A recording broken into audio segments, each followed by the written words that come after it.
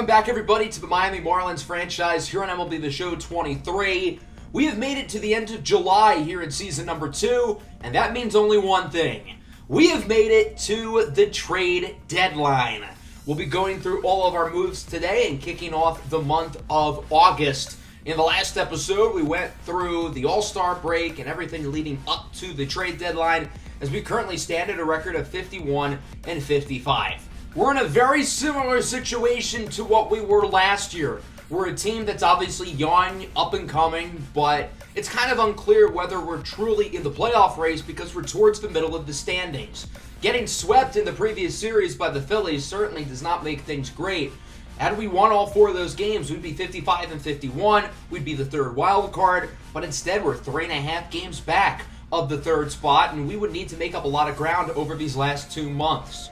I was also planning on showing our draft picks, overalls, and potentials today, but I am not going to do that, and I have a very good reason as to why. So for those of you who took my channel survey a couple days ago, if not, you should, but one of the questions I put in there was, would you guys want to see occasional streams of certain series? And that's what we're going to be doing here. The next episode of this series will be live streamed on the channel, likely this Thursday, maybe it'll be Friday, I'm not 100% sure. I'm going to have more information up on the YouTube community page within the next couple of days, but I'm expecting it to probably be Thursday afternoon, if not Friday afternoon. We're going to get through pretty much all of August in the live stream, and we will live react to the players' ratings and potentials who we drafted. I think that'll be more fun than showing them here. So, of course, as it stands, we're 4 games under 500. We've got a pretty talented roster, and there are a number of different directions we could go in here at the trade deadline. We could look to buy and really go all in with this young core to make a push for the playoffs. We could sell off some of our veterans and add some prospects to the farm system. We could do a little bit of both, make some additions to help the team for the short term and the long term without going in one clear direction. Or we can just stand pat. If we've liked what we got with the current team and don't see any moves we need to make, we can end up doing nothing. So there's a bunch of different ways that we could go about this year's trade deadline. There are some holes on the roster that I think could improve. The bullpen specifically wouldn't hurt to add another bat to the lineup either. So I do think we've got some options. We've also got some older players who are nearing the end of their contracts. Guys like Rowdy Tellez, Gene Segura, Jorge Soler, and others are free agents this upcoming winter. Maybe we look to offload them for some draft prospects. Here's a look at the standings in their entirety just to kind of get an idea of who could be buying, who could be selling. Since there's obviously now 3 wild cards per conference, more teams who are sort of towards the middle where we are going to look to buy because it's a lot easier to grab a wild card spot than it ever has been. And we have seen low-seeded wild cards like the Phillies just a couple seasons ago make it all the way to the World Series. So a team can pop off here at the trade deadline and position themselves for a playoff run even if they're bordering around 500, which is exactly where we are. I think our team overall is quite average. We are pretty much towards the middle in most statistical categories, which isn't necessarily a bad thing. Our team has a lot of balance. We hit for decent contact. We hit for decent power. The pitching is pretty solid. We really don't have any major weaknesses on the roster. I wish the bullpen was more consistent, but other than that, there aren't many glaring holes on this team. But there also aren't many super noticeable strengths. We are 7th in home runs, but other than that, we're not super high in any statistical category. So there's always room for improvement, really at every facet of the game. A good way to potentially look at trades and players who could be available is through the trade block. A few months ago, the Pirates placed Bryan Reynolds on here. It appears that they have come to their senses and have taken him off the block, but I still think they would probably view him as somebody who could be available. The Pirates are not contending for anything anytime soon, and Reynolds is a free agent at the end of the year. If we were to go after him, it would cost an arm and a leg. This one trade offer includes Yuri Perez. I'm good. I never really considered Bryan Reynolds for this team. I don't really want to give up multiple big-time players for somebody who could be a 2-month rental. So I'd rather look at somebody who feels a little bit more realistic to get. Late in the previous episode, we were offered a trade from the Dodgers that involved infielder Gavin Lux. And it seemed like a lot of you guys in the comment section really liked the idea of us acquiring Lux And I completely agree. I think adding a player like Gavin Lux to this team makes a lot of sense. He's having his best statistical season of his career up to this point.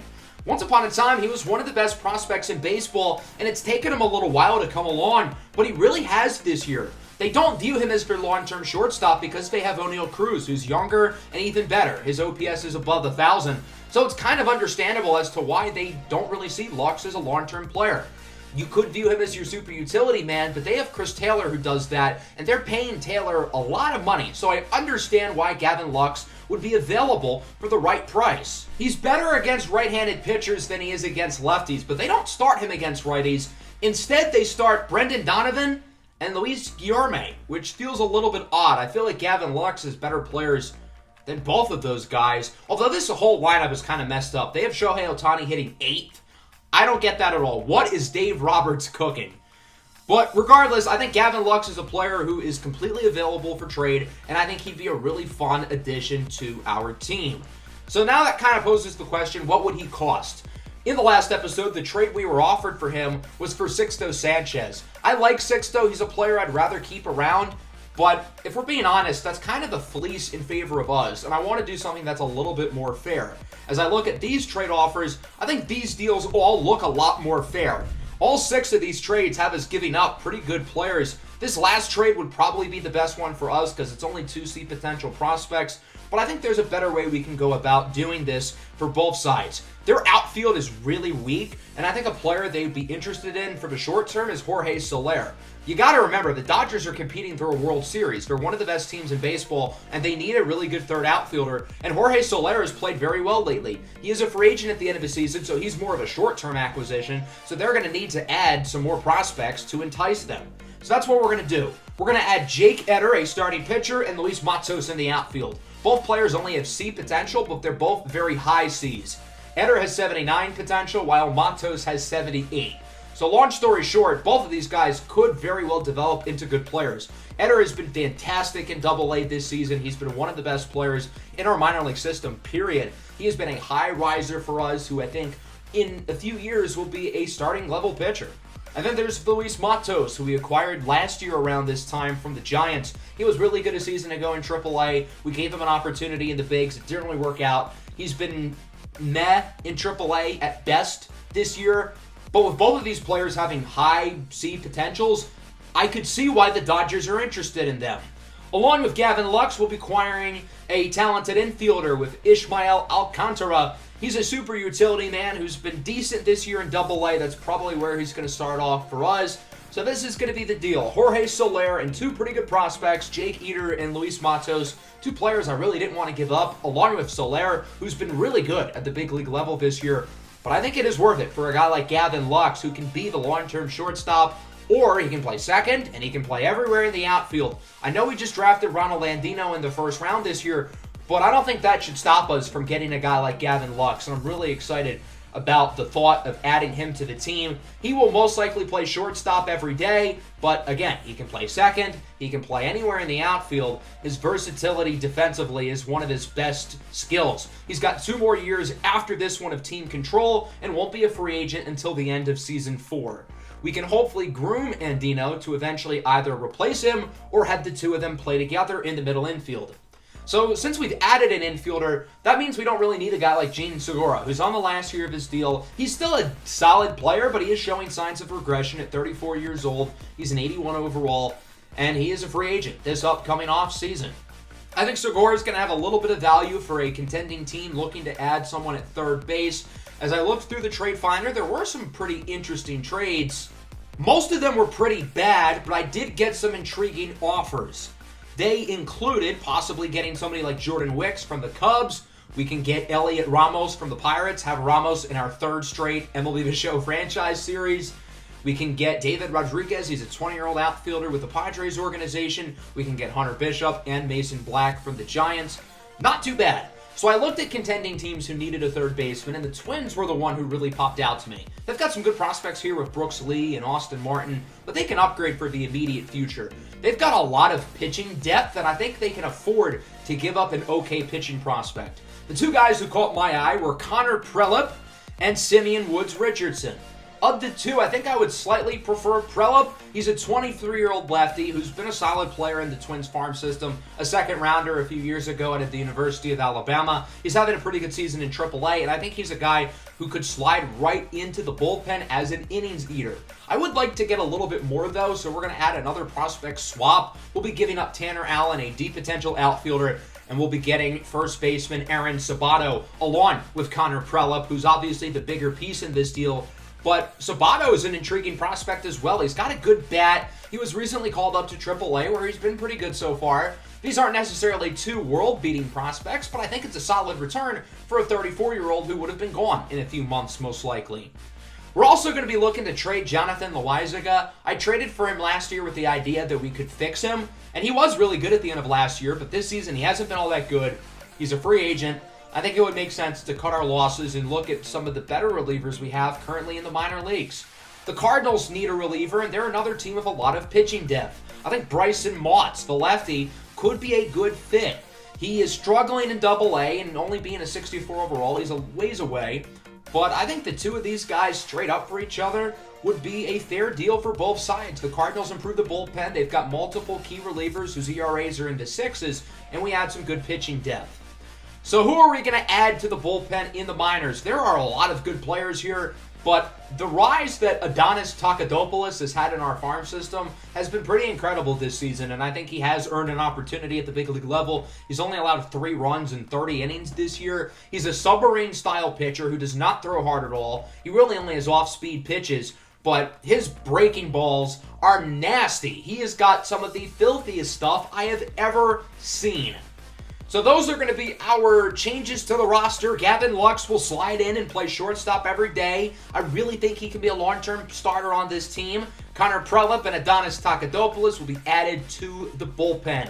The 3 of these guys will be making their debuts against the Detroit Tigers, and they will be making their debuts in the second game of the series. Well, at least Gavin Lux will. I don't know about the other 2. It depends on if we use them or not. So I simulated the first game. We ended up winning 3-1. This is our first win since the All-Star break where we scored less than 6 runs. I don't know if that's a good thing or a bad thing. We'd get one more late trade offer from the Mariners. It is still July 31st, so there still can be offers. It's Braxton Garrett for Justice Sheffield, which is basically Braxton Garrett for a worse version of Braxton Garrett. So I think I'm going to decline. Before hopping into this game against the Tigers, we will get a late trade at the buzzer. The Guardians are acquiring shortstop Willy Adames from the Brewers. The Guardians won the World Series last year. They did lose their shortstop Ahmed Rosario in free agency, so they're going to replace him here finally with Adames. Let's hop into this matchup here at Comerica Park against my beloved Detroit Tigers, who are 47-61. The Marlins, meanwhile, 52-55. Gavin Lux will be making his Miami Marlins debut, batting in the leadoff spot. Luis Ariz will be getting the day off. Joey Wentz will be starting for Detroit. He has mainly been used as a long reliever, pitching in over 104 innings, with this just being his 4th start of the year, and he's been pretty good out of the bullpen as he faces off against the new kid on the block, Gavin Lux. His first at-bat as a Marlin will be a bloop single into center field, dropping in front of the glove of Riley Green. So Gavin Lux's Marlins career gets off to a good start as he's quickly on base. We'll see if the heart of the order can drive him in. Brian De La Cruz hits that one off of Joey Wentz's leg. The Tigers will get the 1 out at first. Lux advances to second. That one's got to sting a little bit. Lux on third, 2 away for Rowdy Tellez, who watches the hanging curveball go right down the middle. I don't know why he didn't swing at that pitch, but whatever. Edward Cabrera will be getting the start for the Marlins. He's been very solid this year, 3.41 ERA. The whip is a little bit high, but he's not allowing runs. He'll face off against Matt Vierling, who goes down looking on the curveball. Nice pitch by Cabrera for the second out of the inning. Now he's facing off against Riley Green, a rising star in this organization. Singles into center field, so Detroit gets an early base runner here with 2 away. And we'll see if the cleanup hitter, Kerry Carpenter, can drive him in. Carpenter hits that one well into center field. Chisholm giving chase, and he will make the play. If not for the Comerica Park dimensions, that ball either goes off the wall or over the fence. The Marlins taking advantage of this being maybe the most pitchers-friendly park in baseball as we move into the second. Nick Fortes leads it off for Miami. He's been raking against left-handed pitching this year, and he's going to keep up his tear. That one into the gap, likely for extra bases, as the Marlins will lead off the bottom of the second inning with a double. So Miami has a runner in scoring position. We'll see if they can drive him in. Jordan Groshans is up for the Marlins. He's only batting 184. Gets that one into right for a base hit. Fortes thinks about going home, but with nobody out, there's no reason to risk it, so he's going to head back to third. And the Marlins have runners on the corners with nobody out for Jesus Sanchez. He draws a walk and the bases are loaded. If we've learned anything about this Marlins team in this series, it's that they are terrible with the bases loaded. Harrison Bader lines this one in the left. That should be able to score a run off the sacrifice. Carpenter makes the play, but the runner, Fortes, will score, and Groshans will make it to third. So the Marlins lead it 1-0 with, again, runners on the corners. That'll bring up Charles LeBlanc, and he will draw a walk. The Marlins had the bases loaded again. They're getting a lot of base runners in this inning. That'll bring up Gavin Lux now. He had a first inning single, and he's going to get a second inning base hit as well. That'll score a run, and the Marlins lead 2-0. Gavin Lux, 2 for 2 in his Marlins debut as he drives in a run. So now the bases are loaded, full count, 2 away for Jazz Chisholm with an opportunity to really break the game open, and he will draw a walk. That'll score a run. It's now 3-0, and so that'll bring up Rowdy Tellez, who is a 3-1 count. He could drive in another run off of the walk. He grounds this one over to first base. Torkelson flips it to Wentz. So Marlins do leave the bases loaded again, but they score 3, so they can't get too upset. Miami with a 3-0 lead going into the bottom of the second. The Marlins batted through the entire order in that inning. We'll see what Edward Cabrera can do in the bottom half of the frame as Eric Haas hits it into center. Chisholm deflects it, but it will drop for a hit. So Haas will start the inning aboard with a base hit. We'll see if the Tigers can cut into this lead. Jonathan Scope goes down looking on the sinker. That pitch well out of the zone. A filthy pitch on the sinker. Spencer Torkelson up now. Grounds it past the diving glove of Jordan Groshans for a single. So there's 2 runners on and 1 away. Really good opportunity for the Tigers to get back in the game. Jace Young, the former first rounder out of Texas Tech, grounds it into an inning-ending 5-4-3 double play. Cabrera gets out of the jam, and the Marlins still lead it 3-0. Into the third, Nick Fortes leads off the inning. He led off the second with a double, and he goes down looking. He thought that pitch was a ball, but does not get the call. Jordan Groshans up next, lines this one into center, and that'll drop. Groshans has had his fair share of struggles since being recalled back up to the bigs, but he is 2 for 2 today. That'll bring up Jesus Sanchez, who's really struggled against left-handed pitching this year, only hitting around 150. Goes down swinging on the curveball. Let's go bottom 3 now. Nick Maton leads it off for Detroit. He goes down looking on the fastball. Edward Cabrera with a very strong start here in the opening few innings, as that'll bring us to Akil Baddoo at the top of the order. Hits this one in the left. Brian De La Cruz should have made the play, but as we know, De La Cruz has the reaction time of a sloth. I seriously don't get it with him. His reaction rating is not bad at all, but every time there's a ball hit his way, he's slow to get to it. It's not going to matter, really, as with 2 away, Green pops it up into foul territory, and it is caught by Jordan Groshans, who is playing third base. Obviously, the Marlins are really going to spend some time to try to figure out who will play third the rest of the year, with Gene Segura traded into Detroit's division to the Minnesota Twins. Into the fourth now, Charles LeBlanc leads it off for the Marlins with a full count. He's going to hit this one nicely into right field, and that one will get by the diving glove of Vierling. That's going to be a double for Charles LeBlanc, who continues to be the unsung hero of this team. LeBlanc's OPS is nearly 800 this season, and he's done it in a pretty large sample size of at-bats. So Wentz will be taken out of the game. He'll be replaced by Eduardo Rodriguez, who's mainly been used as a long reliever this year, and he has really struggled with an ERA bordering at around 6. His first batter, Gavin Lux, lines it into left field, his 3rd hit of the game. Lux thinks about 2, heads back to first. It's an RBI single for Gavin Lux, who is really fitting in nicely with the Marlins. They lead it 4-0. Brian De La Cruz then lines it into center. The Marlins are continuing to get plenty of base runners early in this game. they're really managing it smartly here at Comerica Park. This is obviously not a hitters-friendly park, so rather than trying to swing for the fences, Miami is slapping the ball across the outfield and consistently getting guys on while working the count.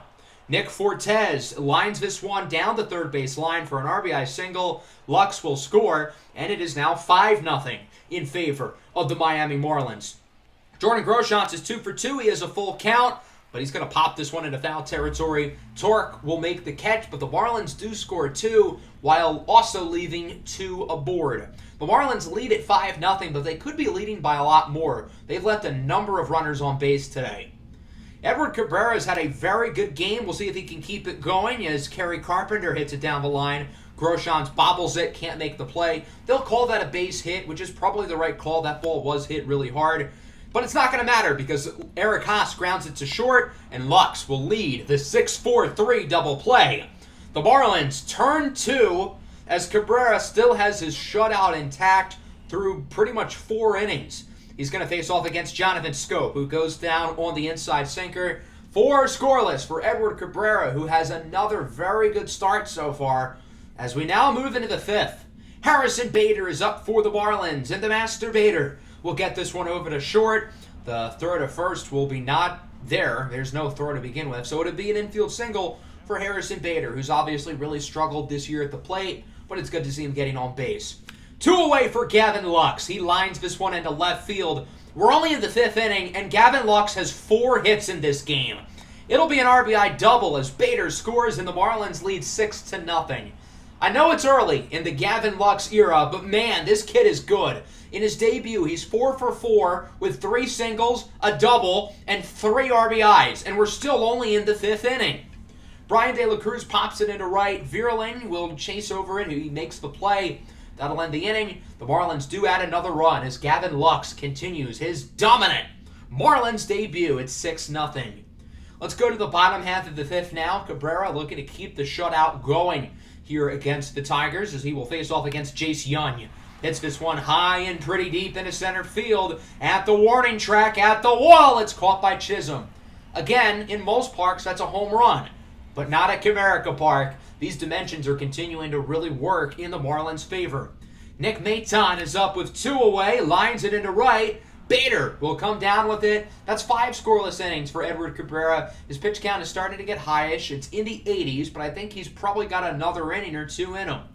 Into the 6th now, Jazz Chisholm goes down looking on the fastball. Chisholm, one of the few Marlin batters to not really get much going here. With 2 away, that'll bring up Nick Fortes. He's going to pop this one into the outfield.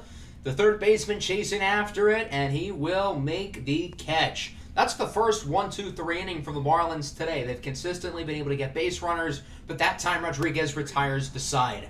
Bottom 6, Akil Baddoo goes down looking on the sinker. Cabrera, as you can see, still in the game, a little over 90 pitches now, as he will walk Matt Vierling. So the Tigers have the base runner with 1 away. That'll bring up Riley Green, grounds it to second. LeBlanc could have had the double play, but he didn't think he was going to get the runner out at second, so instead he only gets 1 at first. Odd decision. We'll see if it pays off. Kerry Carpenter, the 3-2, swinging a miss on the sinker. 6 scoreless for Edward Cabrera. I think the Marlins have a comfortable enough lead to where they're not going to need him to go any further. His day will be done. 6 innings, 0 runs allowed from Cabrera. Into the 7th. Jonathan Schoop is up for Miami. He has 2 hits today and will add a third, blooping a single into center. Since the outfield is so big, there's a lot of room for hits, and Groshans will take advantage. Jesus Sanchez then gets plunked, so that'll be another base runner for the Marlins. They start the inning with 2 aboard, and the Tigers make a pitching change as Matt Wisler will check in for Erod, 3.86 ERA on the season. He'll face off against Taylor Trammell, coming in off the bench to replace Bader. He draws a walk. The Marlins once again load the bases. And guess who's up with 1 away? It's Gavin Lux. He's 4 for 4 with 3 RBIs. This one is going to be popped high and pretty deep into center. Riley Green is under it. He will make the catch, but Miami should be able to sacrifice in a run. It's Groshans, and he is safe despite a really good throw by Riley Green. And the Marlins lead at 7-0. Brian De La Cruz is up next, looking to drive in another run, but he goes down looking on the fastball. So Miami adds one more. Another run driven in by Gavin Lux, who now has 4 RBIs today. As we go to the bottom of the 7th, we will get a look at the rookie, Adonis Takadopoulos, 23 years old from Greece, making his MLB debut. He was phenomenal this year in AAA as an international free agent signing. He's got some nasty stuff, as seen by that pitch to Eric Haas, who lines out to first. I really want you guys to check out his knuckleball. Look at this pitch, the amount of movement. Good Lord. How are hitters supposed to hit that? Guys in the minor league couldn't. Scope flies out to left. I'm surprised he got decent contact on it to begin with. 2 away now. Spencer Torkelson, the former #1 overall draft pick, is up. Takadopoulos will go back to the knuckleball. Torkelson actually hits it decently well. Grounds it to second. LeBlanc makes the play. A very good start to the Major League career of Adonis Takadopoulos as he retires the side in his first inning, and the Marlins lead at 7-0. Into the 8th now. Rowdy Tellez is up for Miami, and he will ground this one fair for a single. Yet another base runner for the Marlins as they look to extend their lead even further. Nick Fortes, the catcher, will hit this one nicely into right center. His 3rd hit of the game. And now there's 2 runners aboard and 1 away. Miami clearly not satisfied with their lead. They want more. Jesus Sanchez with runners in scoring position hits this one up the middle for a single. 1 run scores, a second will join. It's a 2-run single for Jesus Sanchez, and it's now 9-0. Sanchez has had his best year of his Major League career. The one problem is that he hasn't consistently driven in runs, and there's 2. Connor Prelup is into the game here in the bottom of the 8th. His big league debut. His first batter is Jace Young, who hits it down the line. That one looks like it'll go for a double. The throw from Lux to second is in time. They got him. Good work by the outfielder De La Cruz, and then Lux to finish off the job. Nick Maton grounds this one over to Gavin Lux, who's able to block it, but that'll go for an infield hit. Connor Prelup has allowed 2 early hits in his debut, and he's going to allow another one here to Akil Baddoo, who singles into center. Runner advances to third. That's Maton. He is safe by a hair. And Connor Prelup is really struggling early on here in his Major League debut. Matt Vierling rips this one into the gap. That's going to drop. 1 run will score. Will Akil Baddoo look to join him? He won't. But there are now 2 runners in scoring position. Connor Prelup's big league debut continues to be a disaster here as Riley Green singles into right. That'll score 2, and it's 9-3. Every single batter off of him has gotten a hit. The only reason why the Tigers have an out is because one of their runners was thrown out going to second. So Prelup will be taken out of the game. He'll be replaced by Wandy Peralta, who would get out of the inning. So Connor Prelup allows 3, a rocky start to his big league career. Let's move into the bottom of the 9th now. The Marlins looking to turn a double play to end the game, and they will. 9-3 is your final. Miami wins this game here in Detroit, aided by a 6-inning shutout performance from Edward Cabrera and a phenomenal debut from Gavin Lux, who goes 4 for 5, driving in 4 runs. He went 4 for 4 against lefties today, and he is worse against lefties, so that was really good to see. The rest of the offense produced 3 hits for Fortes, 3 hits for Groshans, 2 hits for Sanchez. We had 20 total base runners today. The reason why we won this game is we got guys on base. We didn't hit for great power. We know at Comerica it's a pitcher's-friendly park, so we were strategic in terms of what we focused on. Rather than swinging for the fences, we just tried to get guys on base, and that really worked out. We only had 3 extra base hits and no home runs today. The pitching, minus Connor Prelup, was really good. Cabrera was fantastic. Takadopoulos had a great debut. And Wandy Peralta did a good job of slamming the door. We're going to simulate the last game of this series against the Tigers, going for the sweep before we wrap up the episode here. We are still in July, so technically we can get some more offers as we simulate through this final game against the Tigers, and we would get one from the Royals. They want Braxton Garrett in exchange for Maikel Garcia. His OPS is like 569, so I'm good. We would win the last game 2-1, so we sweep the Tigers, bringing us into August, which of course we're going to get through most of this month in the next episode during our live stream, which again will be probably Thursday, if not on Friday, here on the channel. Again, there's going to be more information on the YouTube community page for timing and all that, so I hope you guys can come through. I think it'll be a lot of fun. Make sure to leave a like and subscribe to the channel if you are new. Peace out.